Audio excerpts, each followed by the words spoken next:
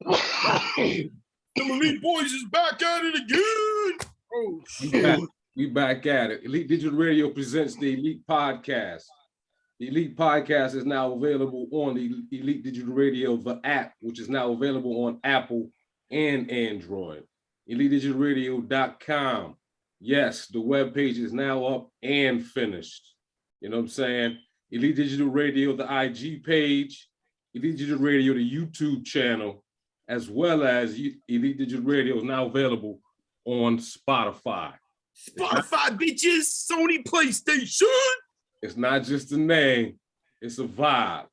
That's fucking right. It's a lifestyle. The Cannabis Series, Season 2, Episode 9. Elite Digital Radio presents the Elite Podcast. The Elite Podcast will provide a platform of conversations and interviews that will discuss diverse intellectual content that may resonate with you or to you in our culture. Tell a friend to tell a friend. The Elite Boys is back at it again. What it is, peace, Laws. What it is, man. How you? It's another beautiful day, my brother. How about you? Hey, man, you know, we back at it, man. Tonight we back with Season 2, Cannabis Series. We back for more smoke, you know what I'm saying? Elite, tonight let's talk resin and all things relevant. He's a young, Black, self-made entrepreneur, a fellow podcaster, Terps of the Beast Coast podcast, creator of the Resin Cup, traveling from coast to coast. Elite, please help us welcome Terp Trapper to the show. Yo, what up, Terp? What's going on, guys? How you guys doing today? Peace, King. How you? Another beautiful day, my brother. I'm good, man. I'm good. I'm here, you know, getting ready for the next one that we're about to do in regards to Resin Cup. I do have a partner. He's the Gene Traders, Tino. Okay. But as far as that goes, we're getting ready to do another one in Oklahoma. Shout out to the Gene Traders, definitely. Okay. Good, man. Okay. Well, I mean, hey, let's dive in, man. Let's set this off, man. Let's introduce yourself to the audience, man, to our elite followers, man. Let us know who you are, you know what I'm saying, how you grew up, where you coming from, siblings. Gotcha. So, yeah. They call me, well, I dubbed myself Terp Trapper because back in 2013, epiphany came to me when I was learning how to wash hash. And that was how the terps was just captured in the resin. And since then, I've been in love with it. Okay. Prior to that, the hash was subpar because there wasn't anything, too clean, because back then it was only a 3-bag system. But that 3-bag system, it kind of gave you something. As time progressed, we changed into multiple bags. But when I first learned, it was just more material in the hash, right? And then as I learned to refine that resin, I fell in love with the terps. So hence the Terp Trapper, always trapping the resin. Got you. It's funny you say 3-bag system because, since the dawn of time, it's always been an 8-bag system. But yet nobody ever uses the 8 bags. They only use 5, and yet you only choose to use 3. Or you said you learned with 3. I have a buddy who uses 3, and the hash always comes out like poupe because he's not filtering and separating the proper micron. But yeah, it's kind of weird because, it's funny to me that really it started with the 8-bag set. It's always been the 8-bag set, but yet I've never met a person who's ever used 8 bags. So it's kind of comical, to each their own and how they do it, right? Definitely. But, as far as where I'm from originally, I'm originally from Jamaica. I came here in the late 80s with my mom. Okay. What part of the island you from, man? So my family is from the middle of the island. Nobody really knows where that is, but I did go to school in Kingston. As growing up, so and I lived in a parish of St. Catherine, so that's a parish outside of Kingston, not too far away. But my family is from the middle of the islands, in the hills, Clarendon, which is, it's deep up in the hills. So generally, the roads are a little rough when you get to that part of where my family is from. Oh, as you far talking? as You talking about them little skinny ass narrow one-way roads? that's right. That's He's right. talking about the roads where the water trucks have to go get stuck trying to bring water, fresh water, That's- because there's none up Hey, there. I done been on them roads. exactly. I done been on them roads. Yeah, We've all man. been on them roads, baby. Yeah, as a child, when I used to visit my grandparents in the country, I would have to, if there wasn't enough rain collected in the rain barrel, we would have to actually go to some of those pipe locations and bring back the water. So yeah, I'm very familiar with that. Got you. Got you. It's funny because my buddy who lives over there tried to get me involved in buying a couple trucks to get into the water delivery business over there because it's really big, freshwater delivery. Yeah, it is. Water is because, the government, and being that we're in the mountains, it's not so easy to run those type of pipes. So yeah, you definitely need some type of water. So generally, we build our own small reservoir within the, where we live. So, or we had multiple rain barrels that collected the water. So that's how we only got water. There was we might have had a hose hooked up, but that hose was hooked up to a reservoir. And that reservoir, well, we utilize that for everything, for bathing and for cooking. So, you know, you growing up or when you go into countries, access to the water was very limited. So yeah, water delivery is a big thing now for sure. Absolutely. Absolutely. Okay, so you came here in the 80s? Yeah, I came in the late 80s. I landed in Jersey. I actually went to school in Paterson, New Jersey for a minute. Then I Okay. went to school close to Newark before we moved to down south for a little bit. Then I came back up here um, a little bit later after that. So I've lived in Florida, went to school down there for a little bit. I've lived in Georgia, went to school down there for a little bit. Um, my aunt is where she used to be in Connecticut. She's no longer with us, but I used to go up to Connecticut and hang out there. And Okay. that's where the New England kind of bit me when I first came to, Word. Connecticut. So Word. after that, I lived a little bit in Rhode Island, and then I moved to Massachusetts about 5 years ago. Gotcha. Okay. All right. All right. Well, that's good. Let's just dive in now, man. So growing up as a kid, was cannabis prevalent like in your household? So my grandfather was a preacher. My grandmother also was a part of the church. So my uncle, actually, one of my uncles, actually about two of them, was really into the ganja. So whenever I used to go hang out with him, he used to burn it, and I used to enjoy the smell. I Mhm. remember one time, I think I was about 7 years old, and in the backyard of where we were living, Portmore, with my mom. It was just me and my mom living the spot, and a little ganja plant was growing in the backyard, and I was told to leave that plant alone. And that was another thing that got me going, like, why is this plant so special versus the other plants? Why can't I touch this plant? Why can't I touch this plant? What's so special Um, about this one, Ma? she never elaborated on it, but my uncles, they used to work on the ganja plant when they was younger. So yeah, I was very prevalent to ganja, knew about it, but I was more into soccer, which we call it football in Jamaica, and track and field. Yeah, yeah, yeah, yeah. Um, so I did that as a child growing up mainly. Um, So when did you develop this passion for the plant? the passion was there, like I said, at 7. Interested, like why? I did a lot of reading um, over the years, High Times magazines, all types of magazines. When I got to Connecticut, that's when I started playing with the plant a little bit more per se. Okay. What was it? Was it that the environment here just had you like maybe it's something I could do? It was more something like I need to survive. So, I come from the legacy market where um, it was something where for me, it provided me because I got when I moved to Connecticut, what had happened was um, I kind of got kicked out of the house, so I had to go live with my aunt in Connecticut. So when I came to Connecticut, um, you know, I had a little connect from back in Jersey. Yeah, I used to come back to Jersey, bring it up to Connecticut, yeah, and yeah, do my little thing.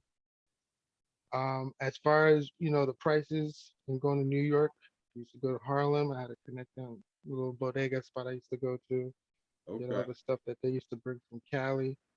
But the prices and the traveling, it started getting absurd because that's when prices started getting high. So I had bumped into this little hippie dude when I was living in Connecticut, and he started giving me some information about strains and stuff. So, we started smoking on like what was the one, the Afghani. We had got some Afghani. We had got some Shiva skunk. We had got some classic strains, and that turned me on as far as learning how to grow. You know, my first grow composed of HPS lights, street lights. I used to pay cats like them like an eighth of weed, and they go get me some street lights. So we used to just hang up the street lights and try to grow that. And then things happened from there. Got in a little trouble, but other than that, um, I always kept up with farmers. People who grew what we call dank back in the day.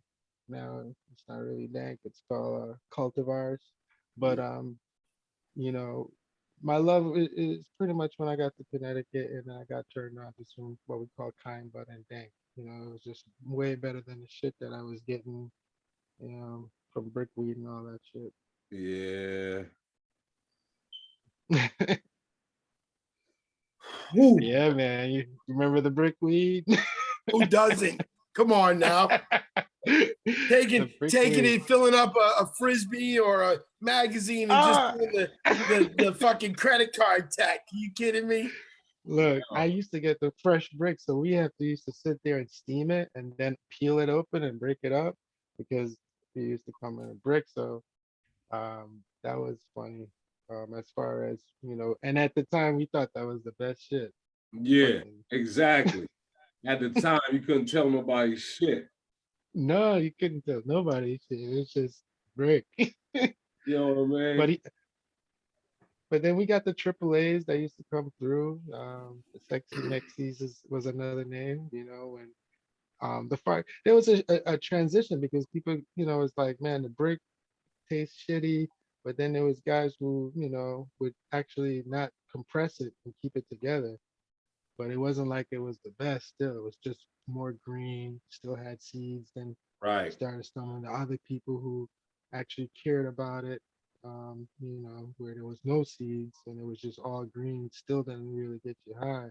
But those, like I said, once I got to like New England territory, that's when I was able to find more more quality cannabis in a sense, right? Because there was farmers and I started mingling with farmers who grew their own. I mean, my buddy, God rest his soul, he's no longer with us, but he when he was growing his first patch outdoor, he got caught by the police because he thought it was rippers, and he ended up running up on police that had found his little patch, and we had gotten all the seeds from Europe and everything, and we never got to try that harvest, but as the time went on, I met more and more growers who grew quality shit, and that's how it is. I mean, there's times when we used to go from Connecticut, go up to Vermont. Vermont used to grow what we call the jerry berries. If anybody's familiar with that, it was just like a sweeter kind of bud that had more berry flavor to it. It fucked you up. Um, and then things progressed, high times started coming around more and more. I started mingling with the High Times crowd, so I started getting better and better genetics. Anything that was on a translucent market, normally I could get my hands on. So Okay. yeah, Okay. So, well, that kind of brings us to present then. So, I mean, Talk to me about, the biggest obstacles you have to face, and overcome in a business, being dominated, predominantly by white cannabis owners. They got the capital, and they have access to more business savvy information versus somebody who just, you know, was just surviving per se, right? They come in with a more business mindset, so that they're a little bit more organized per se on that part. And also, I But said the capital do you, is a bigger thing too. hold on though. Do you think that's just ignorant though? So, I mean, not everybody's knowledgeable. What some of these guys just see this thing as a green rush. As for them, it's just another opportunity to make money. Not to say that not all of them, there might be one or two that might have, understand the plan a little bit more, but No, right, and that's what I'm you know, saying. No, go ahead. no, what you wanted to hard fun. I mean, Yeah, at the end okay, of the hold up. So check it out. A lot of these chads that have come onto the market, these white cannabis owners, and I'm gonna call it the fuck out as it is, they're chads.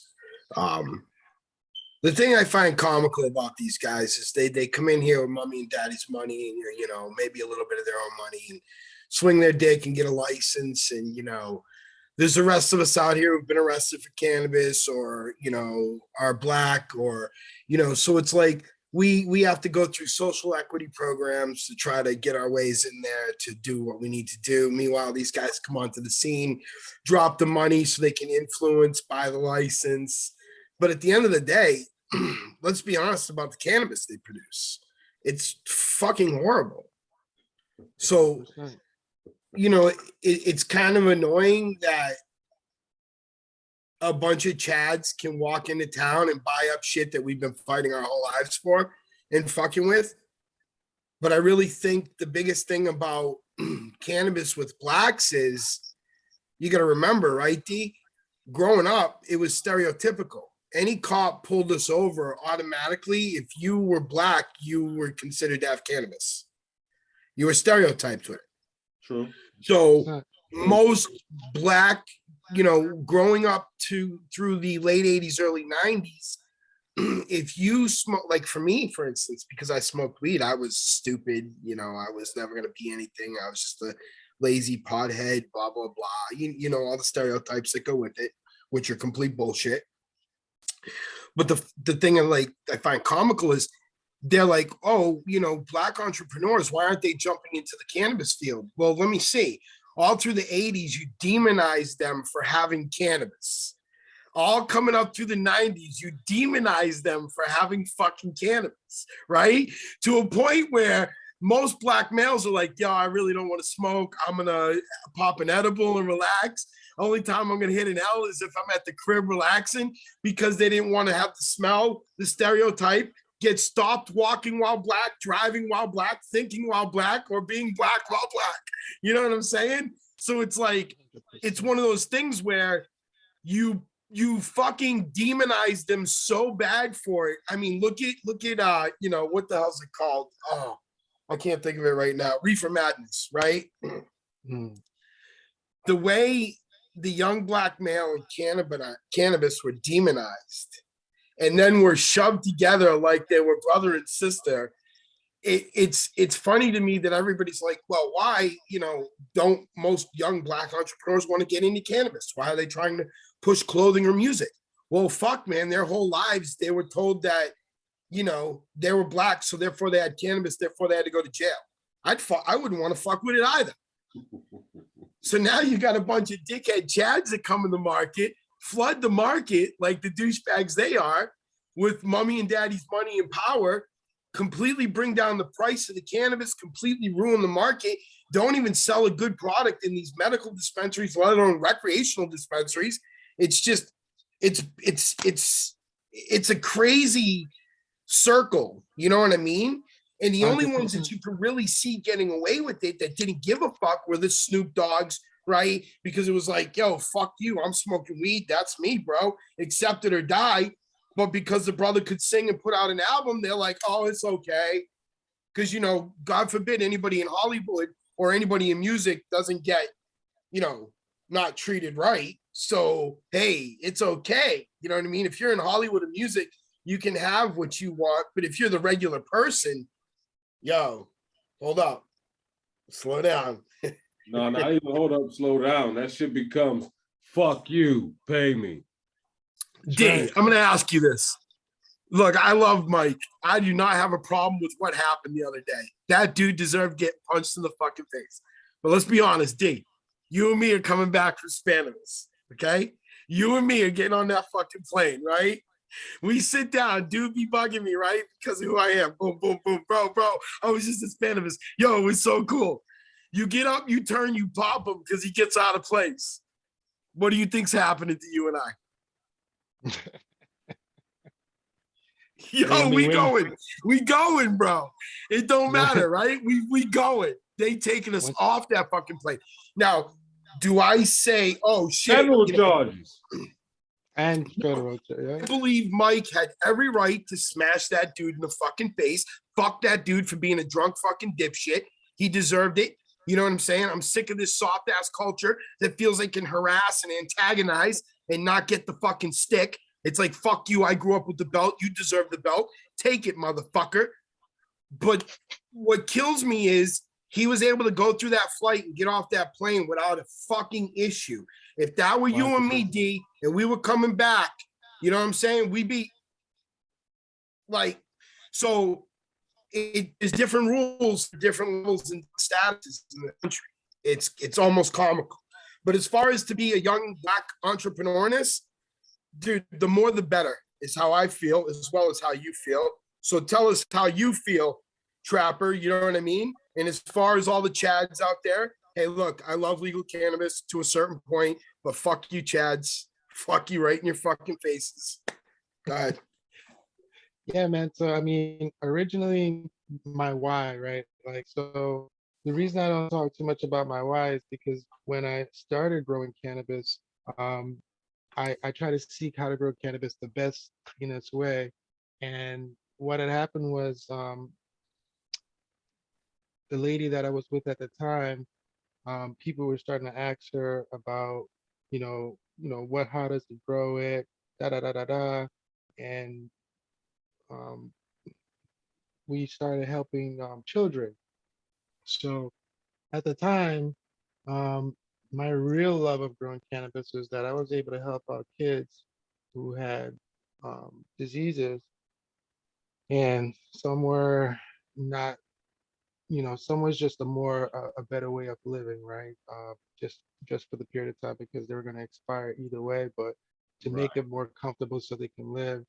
And there were moments where, along with treatments with chemo and the cannabis regimen, um, some of the children we were able to help them with removal of the brain tumors that they were actually having. So that's where my real spark was. So I moved to legal state, Rhode Island. I left Connecticut because Connecticut said they were going to have a program, but they didn't. So they ended up pulling the whole program at the time. And that was back in, I think, 2012, 2013. And then that's when I came to Rhode Island because in Rhode Island, I could be a caregiver and do what I need to do legally. So that was the whole point of moving from Connecticut to Rhode Island, was to allow me to grow legally. And then Rhode Island ended up pulling their program. So I ended up moving to Mass.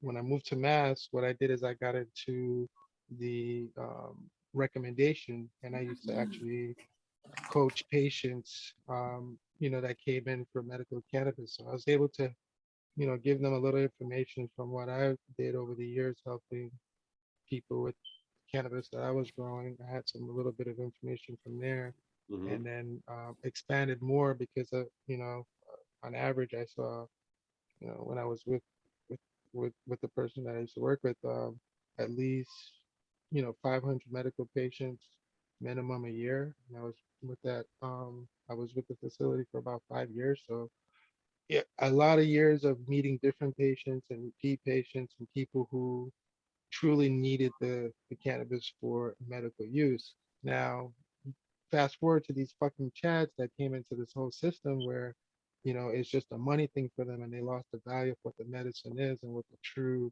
value of what cannabis can produce and what it can do and what I've seen it done. And because of this mass production of cannabis now, we're not really seeing the true benefits of what cannabis can do. And I feel as though that, that art is being lost. But with hash, you're still able to capture some of that true medicine. And that's what I love about hash, because if your plant is not growing 100% or even grown at least 80%, then you can't pull that medicine to make the hash, because you need gold in to get gold out. If you're putting shit in, you're gonna get shit out, and you're not gonna get anything beneficial for anybody. Um, so as far as that goes, you know, my current endeavor right now is I'm a EE applicant here in Massachusetts, and I'm pursuing a delivery license right now. And eventually, I would like to get back into manufacturing and also get into cultivation and produce clean medicine. Now, as far as the landscape of getting into these business, as I said, I'm not, the Chads, they have access to the money, and it makes it easier for them to get into the scene. And the shit that they're producing is, like I said, it's just about, it's just an ROI Whoopee. for them, just an ROI for them. And there's Whoopee. there are few craft growers that are on the scene, but it's only a few. It's not a majority. Right, right, right. So, damn, I'm still. I want to go back a second though. You were actually producing medication for your patients. Yeah, I used to grow a lot of TGA strain. I was a tester for a little bit. As far as that goes, those were the easiest strains for me to order from over from Europe. Used to Uh-huh. wait a little bit to get to me, but once I got those strains, um, things really changed up because we are able to get some nice terpene stuff. I was even able to get some of Baba Shanti stuff when he used to make CBD strains, and those were real CBD strains, not the ones that are out on the market now, because his CBD strains had like on just unreal terps, like terps that I don't even taste with any CBD strain. And his were like 3-to-3 ratio, real, 3 CBD to THC. So it was just something that was just different. You know, and then things progress as far as that goes. Once I started growing more and more, then that's when I started learning more about the extraction part of it. Just like anybody else, I did try to do uh, what is it, the butane and the tube once, and it was not the best fucking situation. I didn't like that feeling, but I had a homie from Colorado who taught me the three bag system that I was using at the time, and he explained to me, about the agitation, the process itself, and just looking at the water, things of that nature. And as I said, instead of me beating this shit up, I started to learn how to be more gentle with the resin and produce um, somewhat more better hash. And we used that hash to make edibles and other things of that nature at the time. So let me ask you this: how do you yourself personally? How do you select your seeds? So before it was just for I used to just try to find unique terps back in the day, like the grape or, the strawberry, the pineapples, the vanilla kushes. Like I was just searching for those type of different terps just to grow those out. Now I kind of still look at the flavor, but I also look at what's going on with what kind of resin it's going to produce. Is it going to be more of a hasher versus more of a cultivar, right? So that's what's going on right now currently. Landscape is where, the GMO crosses or something hype with the GMO, which is that root beer cross. Still waiting on that. And then Pancakes is a newer one in regards to hashing it. Um, you know, I haven't really ran too much papaya, but everybody loves the papaya. GG4 is another one that I enjoy. But yeah, it's all about like I like a gassy turf as well. So I guess that's where the love for GG4. So anything gassy, I love those. Okay, okay. All right, now listen, man. Before we get into the cup, and laws gonna get mad, but I gotta jump into it. Before we get into the cup, for our listeners, you know what I'm saying? In your own terms, I need you to explain what resin actually is. So resin is the actual trichomes that cannabis produces on the plant material. So if you ever look at, when you look at a nug and you see those shiny little jewels on the plant, on the nug itself, right? Right. That's the resin that I'm speaking about. Capturing those stock to head ratios off of the plant material, separating it, drying it, or we can even dry sift it, or we can even press it out. But the resin is the medicine to me. The plant material itself, it has some bearings, but not much. It's the actual resin on top of the plant material. And trichome heads, that's what resin is to me. Okay. All right. All right. So let's dive in, man. What's your cup about? Resin cup. So resin cup is to celebrate the hash makers, the true hash makers who enjoy playing with resin all of their life. Once they find out the love of resin, there's nothing else more than finding a new hasher, washing your favorite hasher. Um, so resin cup comprise of hash lovers who judge hash makers. Generally, what we do is we have about a few judges that will run through what I've used. I've adopted Frenchy Cannoli scorecard. I've taken some of that, and then once we tally up those scores, we choose only one winner. There is no second. There is no third place. So Oh, Resin Cup, only one. only one. So right now we are going from state to state, and at the end of the year, we're gonna have a national resin cup. So all the Hashishians is basically we have New York Hashishian, Maine Hashishian. Those are the two ones that we've done so far. The next two that are coming up is gonna be Oklahoma and then Michigan, and working on Denver, and then we'll have the national at the end of the year. So with regards to the national resin cup, we're gonna have all the top Hashishian. They're gonna battle against each other. But if you were a past and you entered past resin cup and you felt as though that you have the resin that can win, then you're allowed to also compete against them as well. So it's an all out, no holds bar Even to if you get the didn't national. win? Even if they didn't win, they can still come in there and say, this is why I should have this. Okay. Okay. So what are the qualifications then? Qualifications is basically you pay an entry fee and you provide a certain amount of resin, and pretty much we provide the instructions how to divide that up, and that's basically it. If you feel you do have the top resin and you feel as though that you're the top hashishkin, come on in.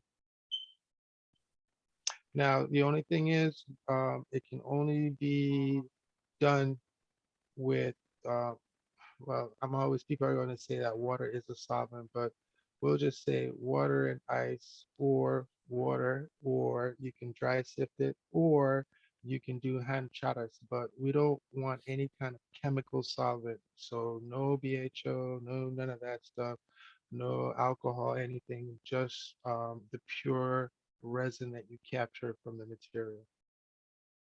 Okay. Okay. So I happen to know that, you know, Laws has been able to judge one of your competitions. So, Laws, what do you think? What do you think of being a part of one of his competitions as far as that you've tasted there? Well, I've judged 2 times for them now. The Resin Cup. It's pretty much a solid. It's he's got good entries. He gets good entries. The trophy is pretty baller.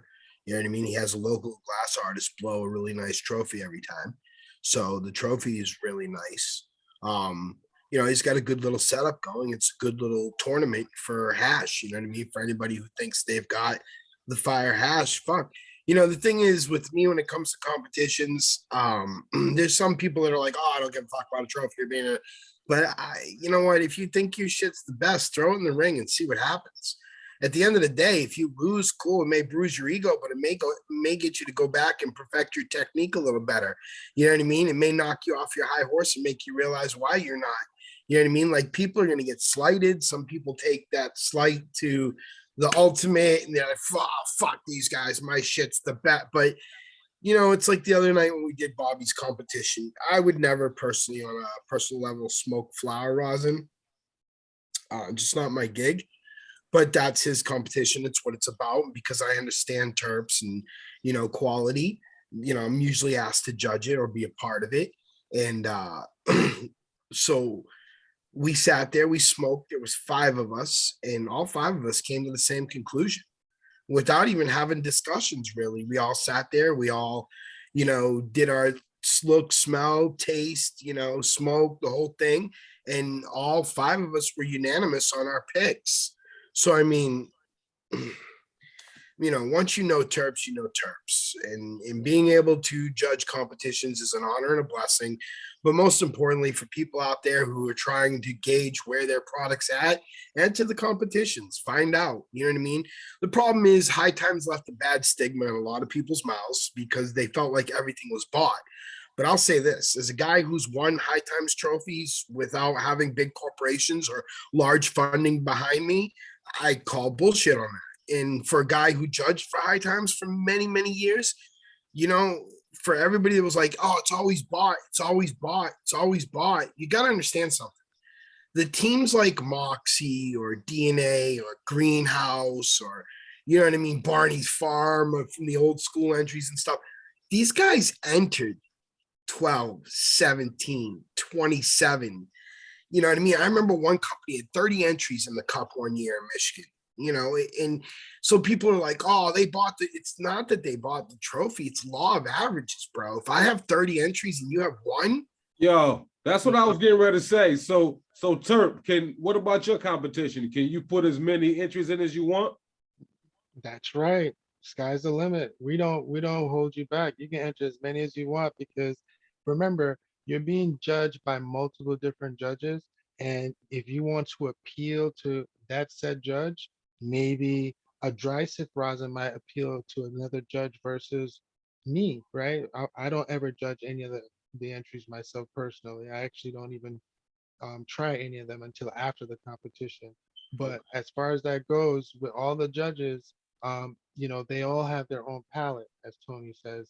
And so that's why people who have entered they know that they need to enter more than one because, and here's the thing, don't get it misconstrued. You can enter one because the last cup that I had in Maine, he only entered one and he won. He didn't enter multiple entries. Okay. So there's a possibility if your shit is on fire and your shit is together, enter the one because that one could be the one. You never know, And it was a unique terp. It was Machada Mount, Sugar Grove, up in Maine, and it was the peach pie. Unique terp. Nobody else had that, and that's what made all the judges go, what is this, right? So it's about your selection when it comes down to entering the resin cup, right? It's not about entering what the market is loving right now. It's about entering what's possibly unique and what shows why you work the resin the way you do, because only you can cultivate that magic with the resin. Right, because it's your own shit. Exactly. Listen, if you grow the fire, If you're good at what you do and you can produce the fire and you can produce it in your hash, you know what I mean? Like, it doesn't matter how many entries there are involved, you should be able to stand out. So at the end of the day, that's exactly what I was just saying. You know, the guy who had the lone entry won, and the people that had multiple entries did not. You know, really, there's a lot. I'll put it this way: there was a couple entries that were actually super fire, and then when you smoked them, they were so terpy, they were rough. They were really rough on your throat. So it's like, man, you can't give that a good score because it's scratching the fuck out of me. But yet, I met the young lads and they do a bang up job. And their problem is they're whipping all of their pour right back into their terps when it separates. But their shit's so terpy, it doesn't need it. And so because of that, that extra bit of terpene that's in there, because it's combusting, it's making it super harsh. So it's like, you know, even when you think you're doing the best that you could be doing and you're producing the best that you could be producing, if it wasn't for entering that competition and having a conversation with me, they probably would have never realized that and just went to whipping their hash the way that they were.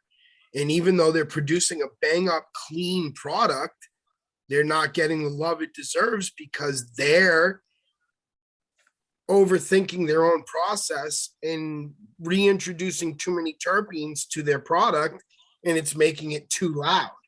And while that is an incredible feat, at the same time, for certain people smoking it, it's not. So you need to learn how to taper that back and find that, you know, medium ground to where you produce a product that's smokable, that's enjoyable, you're less harsh, but yet as terpy as anything on the market. Hey, listen, man, you know, I'm still a rookie. I wouldn't even call myself a rookie. I'm still a novice in this whole thing. But I just want to talk about real quick in the comparison. Like, he was talking about the 3 bags, but I know damn well you use way more than 3 bags, right? Well, I do Yeah, 5 bags, but the reason I do the 5 bags is just for the separation of, okay, so like with this one guy, he likes all of his pull. He wants, it's just really, it depends on whether you're contracting, whether, you know, what you're making, what you're going after, what the material is that you're washing. So really, at the end of the day, 5 bags is really, I mean, to certain people, oh, it could be too much.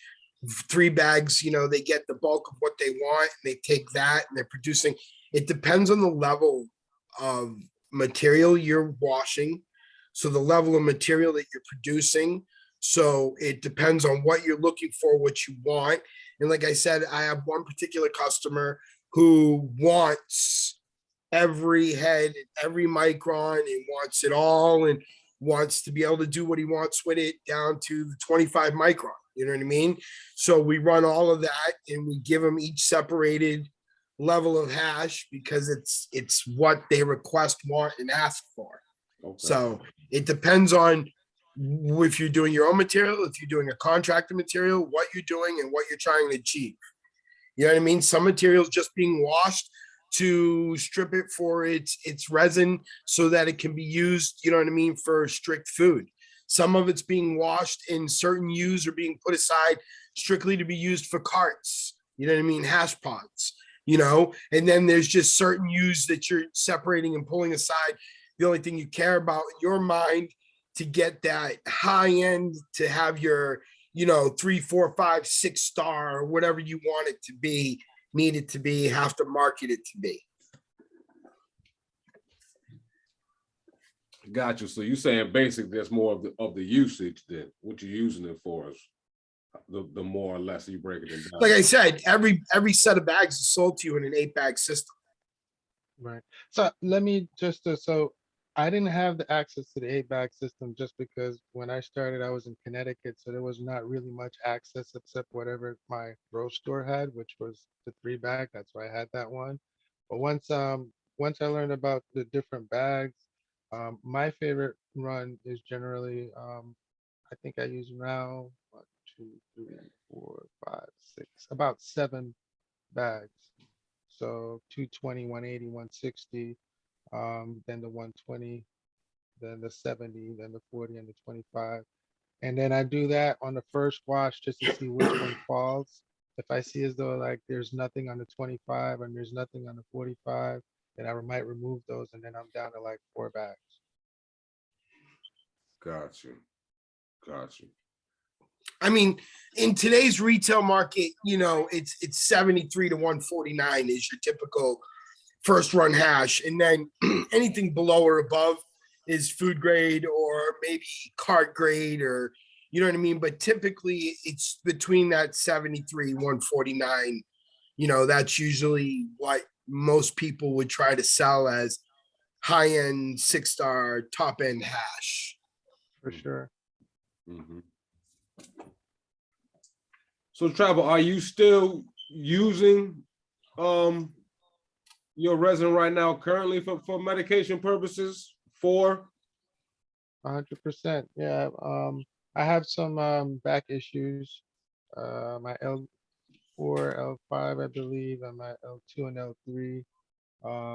They're not in its proper place. So sporadically I might have spasms that I get into the lower back where kind of gets into a situation where I'm not able to be mobile until the spasms subside. Once the spasm subsides, then I'm able to move around again. But I've been pretty good. I do a walk regimen every day to keep myself loose. So as long as I keep doing that, the spasms don't really come around. And as long as I, keep doing my hash, it keeps me right. All right, all right. Now, are you making so you're making your own hash then? Yeah, I still make my own for sure. And sometimes I might acquire some from another friend, but generally. Wait a minute, you make hash? Wait a minute, we're in a hash show? Damn, somebody should have told me.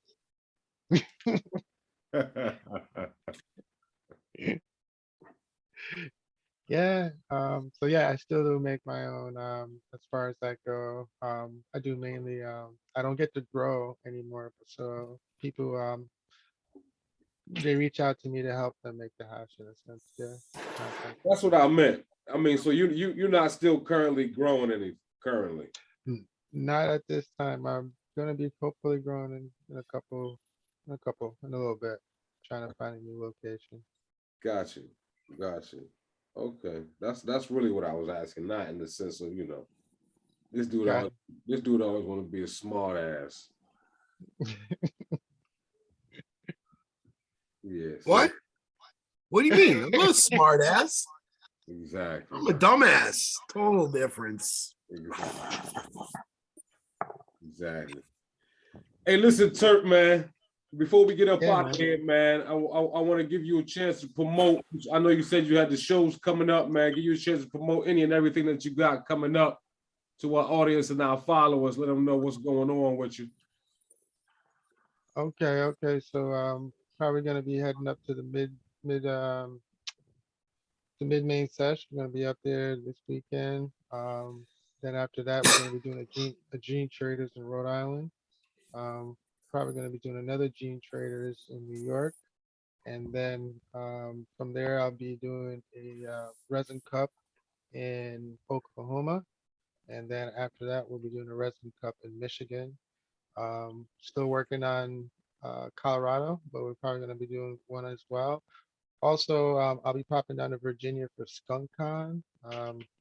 Pretty much Skunk Con is we're trying to find out who has the skunkiest terps from back in the days. We're just trying to find it, but as most breeders said, the skunk is dead just because all of the skunk terpenes was bred out because it was just too much in regards to people getting busted. So with that said, we're gonna be doing the National Resin Cup at the end of the year, and that's about it. I'll be at some local festivals here and there throughout Massachusetts as well. Okay, yeah, we definitely got to link up again, man. Yeah, man, for sure. Definitely. But listen, man. All right, this that time of the show, man, when we hit you with this Fave 5, the Elite Fave 5. Hmm. It's just I'm about to ask you 5 questions. You got to answer with the first thing that comes to your to your mind. Oh, okay. I'm a little medicated, so I might still be slow. Hey, don't worry. Hey, don't worry about it. It's a medicated show. It's a medicated show. See what I'm saying? All right, first one. Give me your favorite strand. We'll say GG4. G4. This fucking guy in his Gorilla Glue. Ain't nothing wrong with it. Ain't nothing wrong with it. All right, let's say what's your favorite infused meal? I like, what is that one? Meal. You said meal, right? Yeah. So then as far as meal go, I guess medicated rice or yeah, medicated rice. Okay. Okay. Medicated dirty rice. Yeah, Like that. medicated dirty rice. Yeah. I like that. Now listen. I know you're a resin man. Papers or blunts? Paper. Yeah, I was about, and look, I knew that I seen you already, but I still had to ask. I used to enjoy. I'm from the era where I actually used to smoke Phillies and Phillies and Dutches. Dutchies, but there was and White Owls. That's where I came from. I was gonna say Phillies and White Owls, and then came the Dutches and whatnot. But what White happened Owls, you is- had to have the touch because of the tip.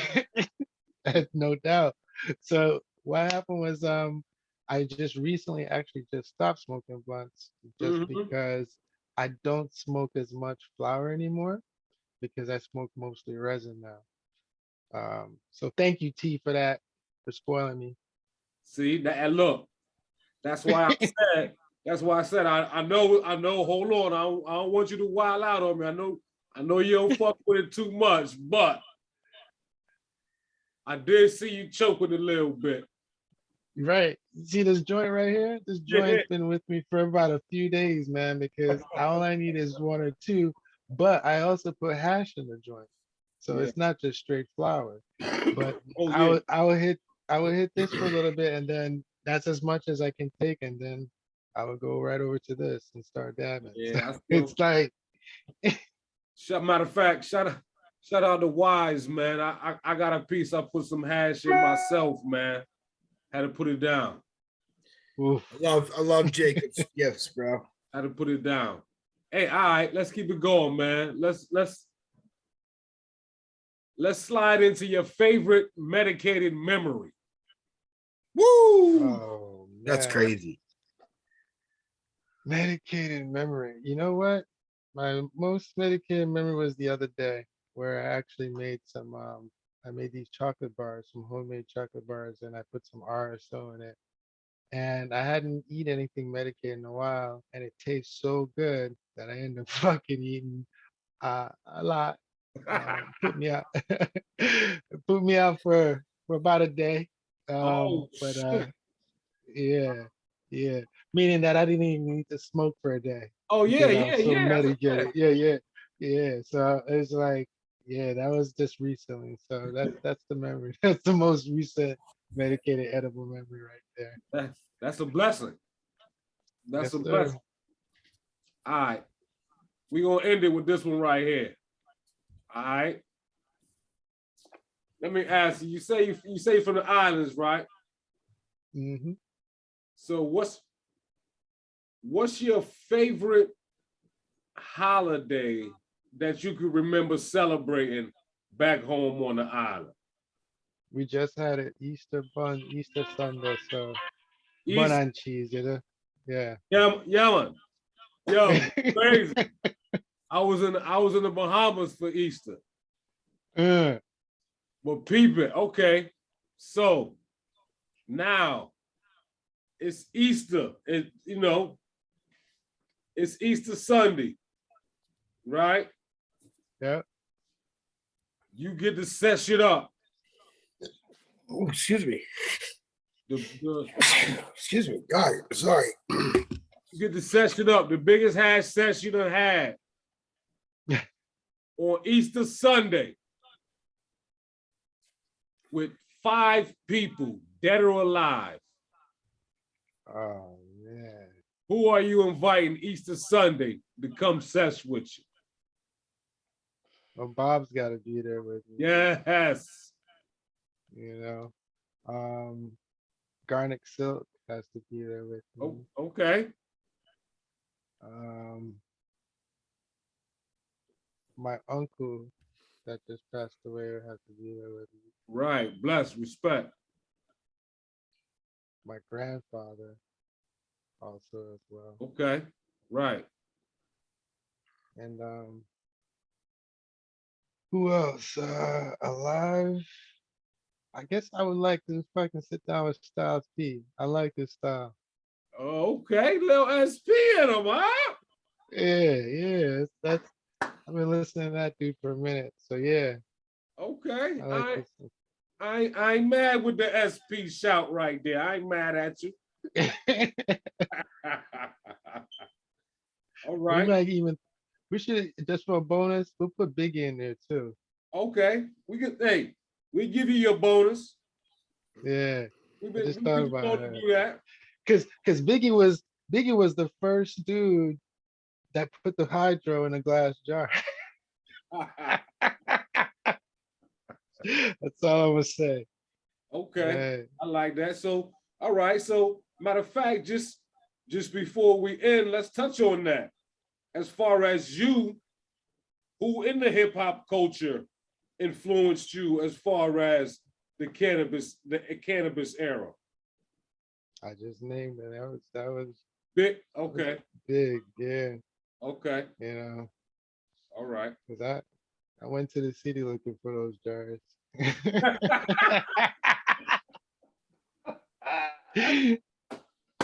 Yeah, I'm in Jersey. We go over the bridge and we go over to Harlem. I remember. You saw them. Yeah, we went over to Harlem. Hell yeah. Hey man, well look again, man. I want to thank you for coming out, man, and giving us your time today on the Elite Podcast, man. Appreciate you coming out. We definitely gonna have to chop it up in person and do what we do, man. No doubt. Yo, I'm fucking stoned out of my motherfucking tree right now. Look, you stuck. I see you've been stuck for the last 3 minutes. Yo, that hit just hit me, bro. And now I'm just like sitting there listening to y'all just fading into existence. You know what I'm saying? All right. I appreciate you, Terp. Thank you for coming on, bro. Hey, man. Season 2, the Cannabis Series. Tell a friend to tell a friend. Them Elite Boys is back at it. Peace, Terp. Peace, King.